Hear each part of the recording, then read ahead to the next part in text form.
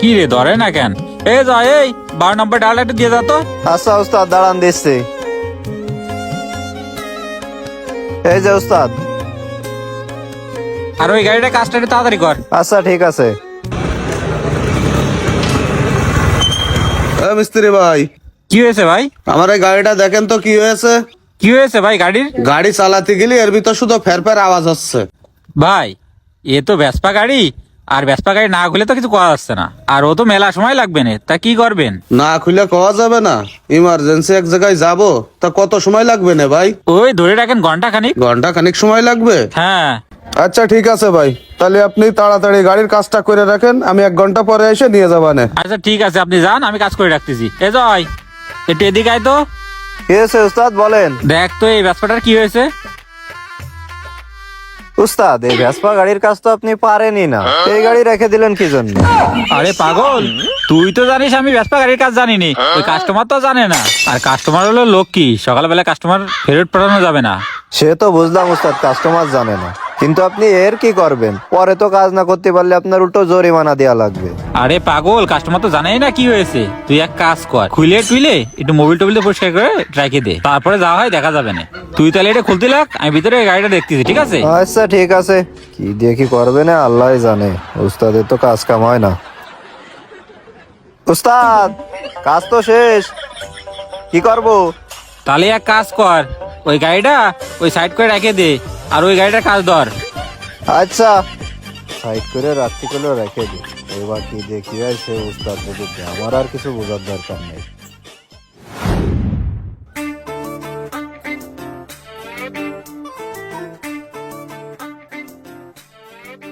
ও মিস্ত্রি ভাই, গাড়ির কাজ কি হয়ে গেছে ভাই? ভাই আপনার গাড়ির কাজ তো অনেক আগে হয়ে গেছে, ওই যে ওখানে রাখা রয়েছে। ভাই আইসা তাহলে গাড়িটা বেরো করে দেন। জয়, তুই এটা দেখতে লাগ, আমি কাস্টমার গাড়িটা ডেলিভারি দিয়ে আসি। ভাই আসেন গাড়ির কাছে। এই যে আপনার গাড়ি পুরোপুরি রেডি, বুঝলেন? এখন আপনি চালায় চলে যেতে পারেন। বিল কত হয়েছে ভাই? ভাই আপনি 1000 টাকা দেন। 1000 টাকা? 1000 টাকা বিল হওয়ার মতো কি এমন কাজ করেছেন ভাই? ভাই আপনার একে তো ভেসপা গাড়ি, আর আপনার এই ইঞ্জিনের যে অবস্থা, আপনি যদি আজকে না নিয়ে আসতেন তাহলে তো নতুন ইঞ্জিন করানো লাগতো। আপনার তো কপাল ভালো, 1000 টাকায় যে আপনার গাড়ি ঠিক হয়েছে। ও আচ্ছা ভাই, এই নেন টাকাটা রাখেন। আচ্ছা ঠিক আছে ভাই, গাড়ির কোনো সমস্যা হলে আমাদের এখানে নিয়ে আসেন, কম টাকা করে দিবানে। আচ্ছা ঠিক আছে ভাই, তাহলে আমি গেলাম। আচ্ছা যান ভাই। যাক, মাঝে সাঝে এরকম 2-1টা কাস্টমার পাইলে তো ভালোই চলবে না।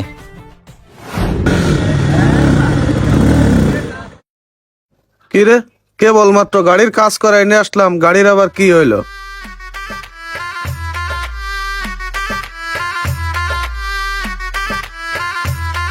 কিরে আশরাফুল, রাস্তার উপরে গাড়ি কাজ করে দাঁড়ায় আছিস কেন? সে কথার কোশ্চেন রে দোস্ত, কেবলমাত্র গ্যারেজের তে গাড়িটার কাজ করাই নিয়ে আসলাম, যাচ্ছিলাম ইমার্জেন্সি কাজে, হঠাৎ করে আবার এখন স্টার্ট বন্ধ হয়ে গেল, এখন আর স্টার্টই নিচ্ছে না। কি করছিস, স্টার্ট নিচ্ছে না? কোন গাড়িতে কাজ করাইছিস? কাজ তো করাইছি আমাদের ওই যে তেমাতা আছে না, ওই যে পান খাই একটা মিস্ত্রি আছে, ওর কাছ থেকে কাজ করালাম। ও বুঝতে পারিছি। তা তুই জায়গা আর পাসনি? ও তো ভ্যাসপার কোনো কাজই জানে না। কি কইস দোস্ত, ও বেসপার কাজ জানে না? ও যে আমার গাড়ির কাজ করলো, ইঞ্জিনের কাজ করে 1000 টাকা বিলও নিল, কইলো যে গাড়ির কোনো সমস্যা হলে আবার ওর ওখানে যাতি। আরে ও তো ঠকবাজ, ও কোনো কাজ বাজ পারে না, মানুষে ঠকায় ইনকাম করে। কি কইস, ও মানুষ ঠগাই? আরে এ কি কাজ করে বসলাম আমি? তাহলে তুই যা দে, আমি আবার যাই ওর গ্যারেজে। আচ্ছা ঠিক আছে, যা, যদি স্টার্ট না হয় তাহলে ঠেলতি ঠেলতি যা।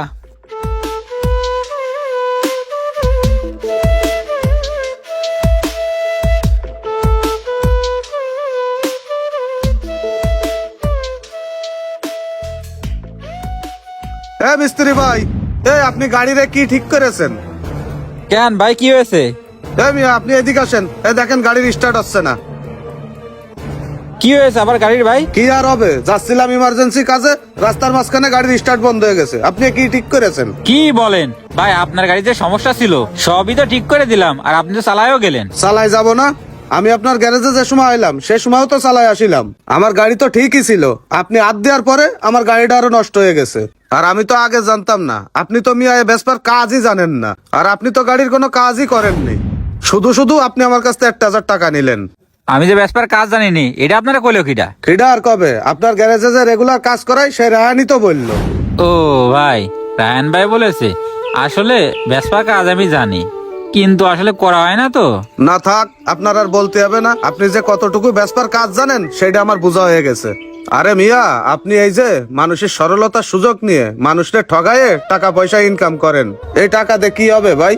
এই টাকা কি আপনি কবরে নিয়ে যেতে পারবেন? লোকজন আপনারে বিশ্বাস করে আপনার গ্যারেজে আসে গাড়ির কাজ করাতে, আর আপনি তাদেরকে ঠকায়ে টাকা পয়সা ইনকাম করেন। এতে কি হচ্ছে? ক্ষতি তো আপনারই হচ্ছে। একজন কাস্টমার যখন আপনার এখানে আসে, আপনি তার সাথে বাটপারি করেন, তাতে হয়তো তাদের সাময়িক ক্ষতি হয়, কিন্তু বড় ক্ষতি তো আপনার হচ্ছে। দিনের পর দিন আপনার গ্যারেজের কাস্টমার কমে যাচ্ছে। এইভাবে যদি আপনি প্রতিনিয়ত কাজ করতে থাকবেন, তাইলে একসময় দেখবেন আপনার গ্যারেজ আছে, কিন্তু কাজ করার জন্য আপনি কোনো কাস্টমার খুঁজে পাবেন না। তাই ভাই, আপনার একটা কথা বলি, এখনো এসব সিটারি বাটপারি বাদ দিয়ে ভালোভাবে কাজ করেন, দেখেন আপনার ব্যবসার ইনশাল্লাহ উন্নতি হবে। আর আপনি মানুষকে ঠকায়ে এবং তাদের সঙ্গে সিটারি বাটপারি করে যে টাকা পয়সা ইনকাম করবেন, আল্লাহ আপনার সেই টাকায় কখনো বরকত দিবে না। তাই আপনারে বলি, এসব বাদ দিয়ে সৎভাবে ব্যবসা করেন। থাক ভাই, আপনি এইভাবে বলে আমার আর লজ্জা দিয়েন না। আসলে কি ভাই, আপনি যেভাবে বললেন এইভাবে আসলে আমি কোনো সময় ভাইবে দেখিনি। আপনার কথাগুলো শুনে আমার খুব ভালো লেগেছে। পরবর্তীতে আমি এই ধরনের কাজ আর করবো না। এখন থেকে সৎভাবে ব্যবসা করার চেষ্টা করব। আচ্ছা ঠিক আছে ভাই।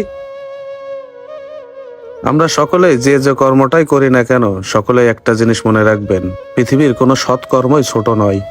তাই আপনারা যে কর্মটাই করেন না কেন সেটা সৎভাবে করার চেষ্টা করবেন, কারণ মানুষের সঙ্গে চিটারি বাটপারি করে এবং মানুষকে ঠকিয়ে কখনো জীবনে উন্নতি করা সম্ভব নয়। আর এই ভিডিওটি ভালো লাগলে শেয়ার করতে ভুলবেন না। আল্লাহ হাফেজ।